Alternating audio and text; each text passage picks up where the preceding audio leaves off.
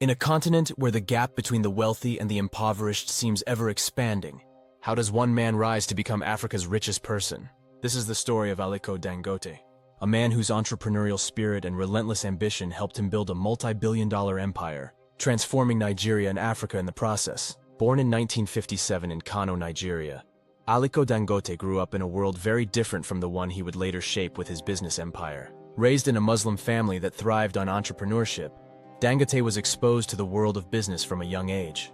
His family was one of the most prominent in the region, with deep roots in commerce. His grandfather, Sanusi Dantata, was one of the wealthiest people in Kano, having built a fortune through trading in agricultural commodities such as rice and oats. But while many who are born into privilege might take a path of ease, Dangote did the opposite. From his earliest years, he embraced hard work, innovation, and relentless pursuit of his goals. Today, Aliko Dangote is more than just Africa's richest man. He is a symbol of what can be achieved with determination, smart decision-making, and the right vision. His journey from a boy selling sweets in his schoolyard to the owner of Africa's largest conglomerate is not just an inspiring story, it's a blueprint for success that resonates globally. Through his story, we see how even those born into some privilege can still choose to build something much greater through hard work and ingenuity.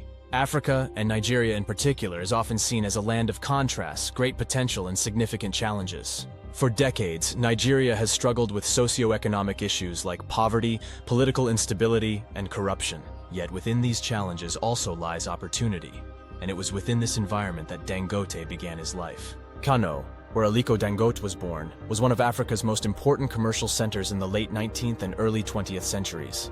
When the British arrived, Kano State was already a bustling hub for trade, famous for its markets filled with grains, textiles, and various commodities that connected West Africa to North Africa and the Middle East. Dangote's family was among the most influential traders in the region, deeply embedded in the economy of Kano State. His grandfather, Sanusi Dantata, was one of the richest men in West Africa when he passed away in 1955. He had built a successful business trading commodities such as rice, oats, and sugar, establishing himself as a giant of commerce in Nigeria. Dangote's early exposure to business came from spending time with his grandfather, learning the intricacies of trade and the importance of creating value from raw commodities. This environment laid the foundation for Dangote's entrepreneurial spirit and ignited his ambition to create something even bigger. Yet while Dangote came from a relatively privileged background, his success cannot be attributed solely to that. He didn't simply inherit his fortune. Instead, he built his empire from the ground up. His family's wealth provided him with a platform, but it was his vision, work ethic, and strategic thinking that propelled him to the top. Aliko Dangote's entrepreneurial instincts surfaced at an early age. As a boy, he would buy boxes of sweets and resell them to his classmates, making a profit. This was more than just child's play. It was a preview of the future business mogul who would later dominate Africa's economy. After completing his early education in Nigeria, Dangote attended Al-Azhar University in Cairo, Egypt, where he studied business. His education further sharpened his business acumen, giving him the tools to succeed in the fast-changing global economy. In 1977, at the age of 21, Dangote returned to Nigeria from Egypt with a degree in business studies. He had two choices before him. He could join his family's established business, the Dantata Group, or forge his own path. For many, joining a well-established, successful family business would seem the safest and most logical option. But Dangote wasn't content with simply maintaining the status quo. He wanted to create something of his own.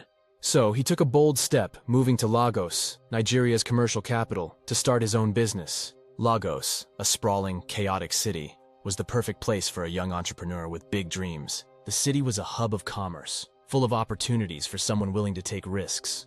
Dangote asked his uncle for a loan of $3,000 to start his own business importing commodities like rice and sugar. His first move was to establish trading routes that allowed him to import rice from Thailand and sugar from Brazil, commodities that were in high demand across Nigeria. He then sold these products in smaller quantities at a markup, quickly building a reputation as a shrewd businessman. His business flourished from the outset. On his best days, Dangote would make as much as $10,000 in profit, an astronomical amount in the 1970s Nigerian economy. Within just 3 months, he had repaid his uncle's loan in full, and his business continued to grow.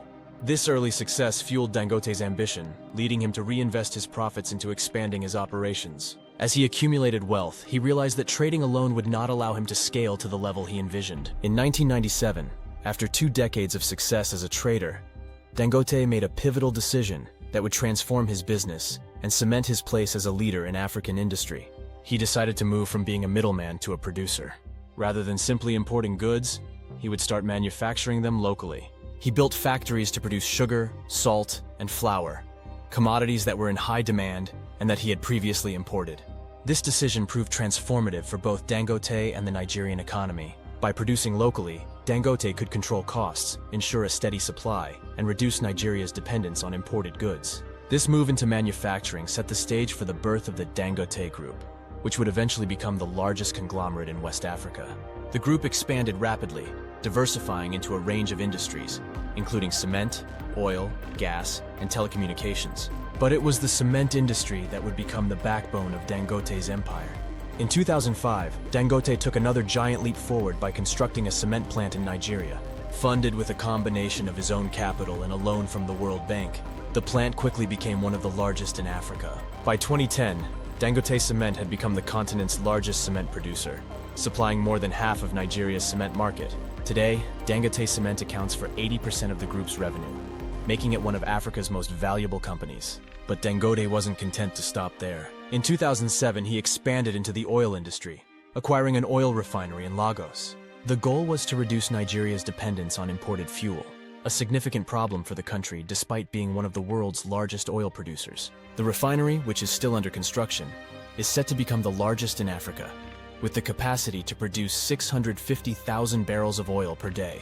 When completed, it will not only transform Nigeria's energy sector, but also help stabilize the country's economy by reducing its reliance on foreign oil imports. Though Dangote's success might seem inevitable in hindsight, his journey was far from smooth. Like any entrepreneur, he faced significant challenges along the way, from economic downturns to political turbulence.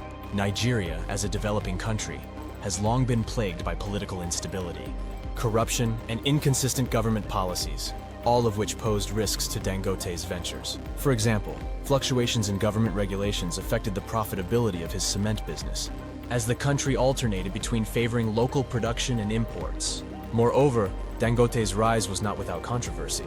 Critics have accused him of leveraging his political connections to gain an unfair advantage in the marketplace. For instance, some competitors claimed that Dangote used his influence with government officials to secure exclusive import rights for commodities like sugar and cement, giving him a near monopoly in those industries. Others accused him of using aggressive tactics to drive his competitors out of business, such as pushing for the government to impose import restrictions on rival companies while allowing his own businesses to flourish. Dangote has always denied these allegations, insisting that his success is the result of hard work, strategic reinvestment, and smart business decisions. He has acknowledged that he maintains close relationships with several Nigerian presidents, but has attributed his business success to his commitment to reinvesting profits into his ventures, rather than keeping his wealth tied up in the bank. Despite these challenges, Dangote's resilience, strategic thinking, and ability to adapt have allowed him to overcome obstacles and thrive in a highly competitive and often unpredictable environment. One of the keys to his success has been his willingness to reinvest his profits back into his businesses, allowing him to expand into new sectors and grow his existing operations. His decision to shift from being a trader to a manufacturer was a game changer, enabling him to reduce costs, ensure a steady supply of goods, and increase profitability.